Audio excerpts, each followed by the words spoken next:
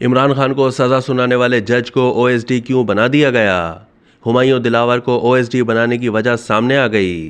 Toshakhana case में पाकिस्तान तहरीक इंसाफ के chairman Imran Khan को सज़ा सुनाने वाले एडिशनल सेशन जज हुमायूं दिलावर को ऑफिसर ऑन स्पेशल ड्यूटी यानी ओएसडी बना दिया गया।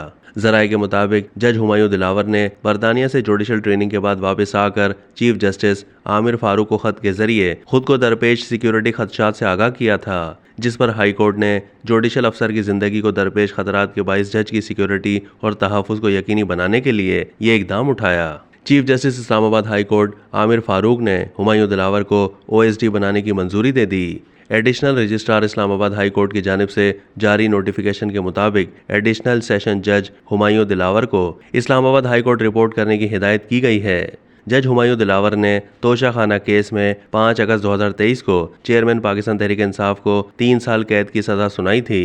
हुमायूं दिलावर अगस्त के दूसरे हफ्ते में एक कोर्स के सिलसिले में बरतानिया चले गए थे। अब तक के लिए इतना ही। मजीद मालूमात के लिए डेली जंग के यूट्यूब चैनल को सब्सक्राइब कीजिए।